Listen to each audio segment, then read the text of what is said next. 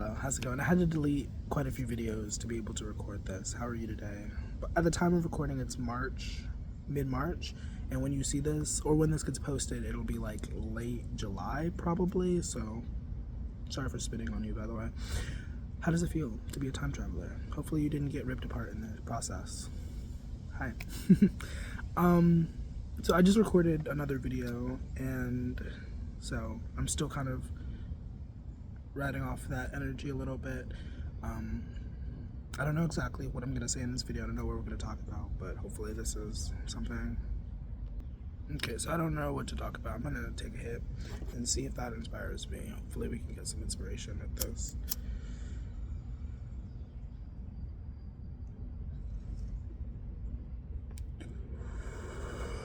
Okay, so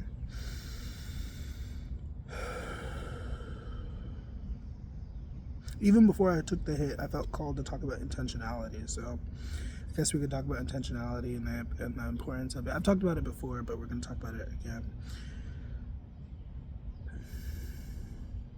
I think whenever we start something new, whether it's a job, whether it's a project, whether it's a passion, whether it's a relationship, I think setting clear intentions is important. One of my intentions, well, I'm not going to talk too much about my intentions behind this video. I've talked about it in passing in other videos, but there's a few intentions that I have for these sorts of videos for myself personally. And even if you don't necessarily say it out loud, I think it does help to say it out loud, but even if you don't say it out loud, I think it's important to have clear intentions about the things that we do, you know?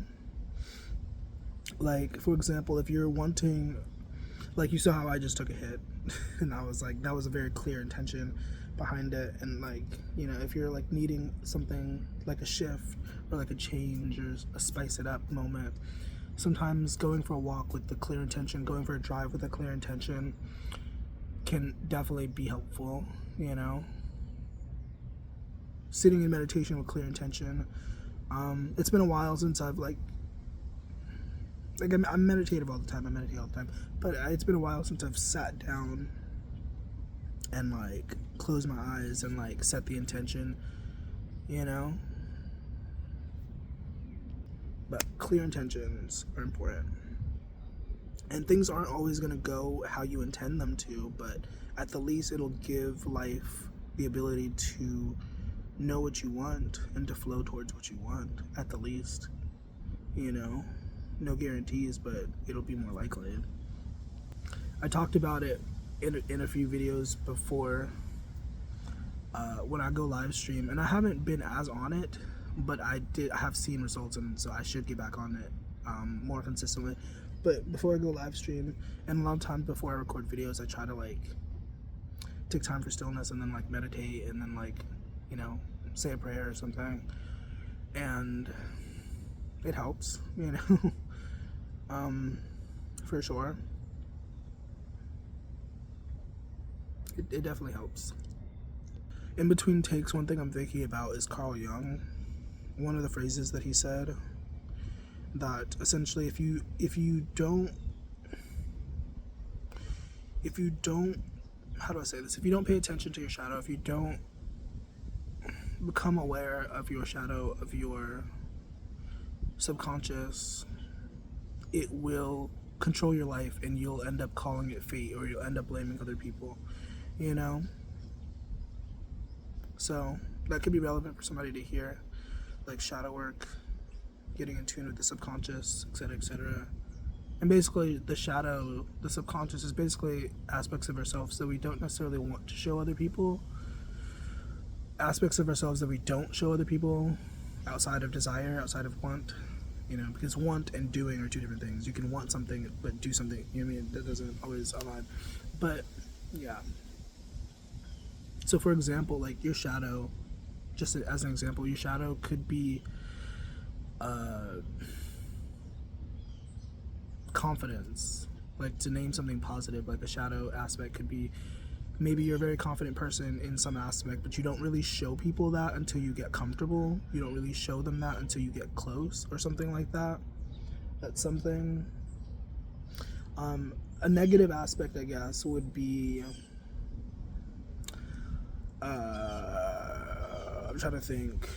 A negative aspect of the shadow would be, I guess the opposite would be timidness, introversion, and maybe you purposely go out of your way to be more extroverted so people don't see that part of you, but it's a part of you, it's there, you know.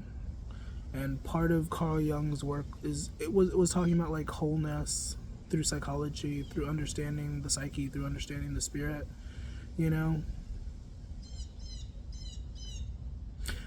The Red Book, I don't own a copy of that book anymore, but I used to own a copy of that book thanks to my ex, Chris.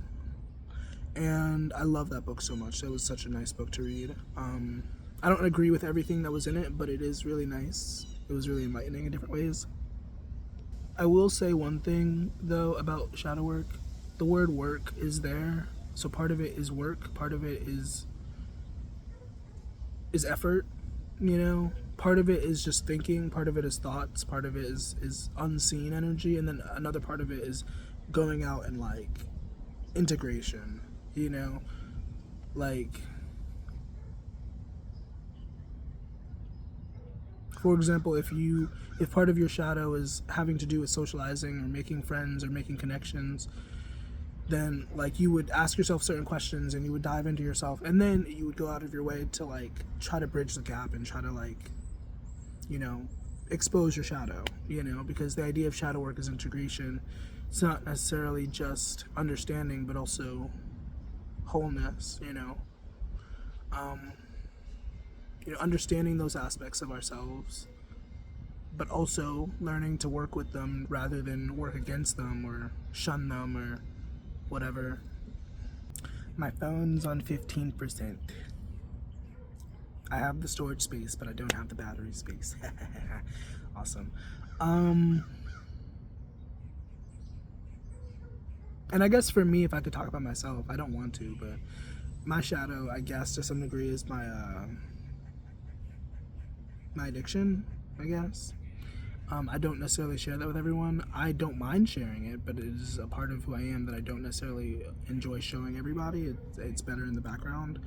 And I would say off of social media, I guess my spirituality is also part of my shadow.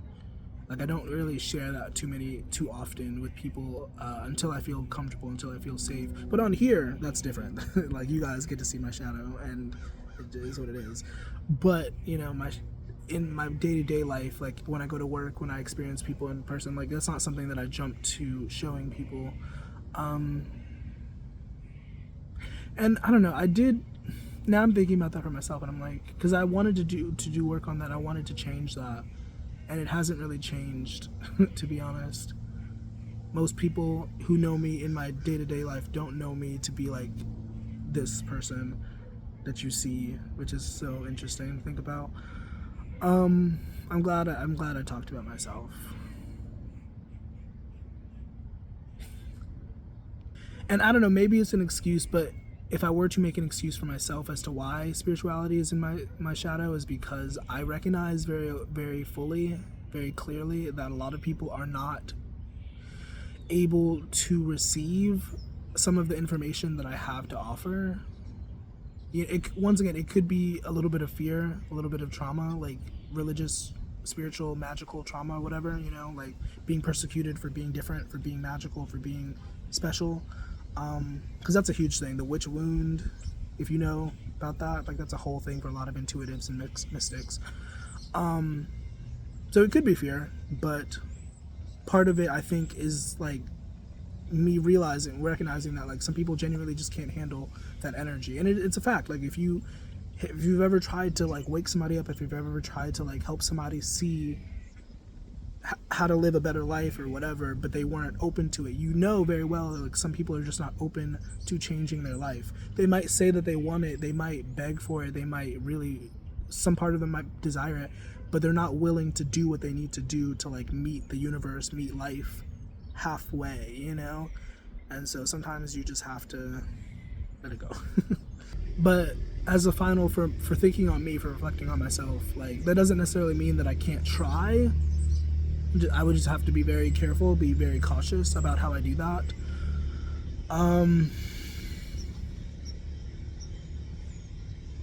Yeah, I guess also my musicianship is also a part of my shadow, because I don't show that to everybody. Even on here, like, I don't necessarily show that to everybody.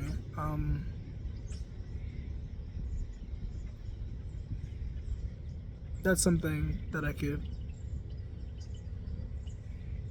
integrate.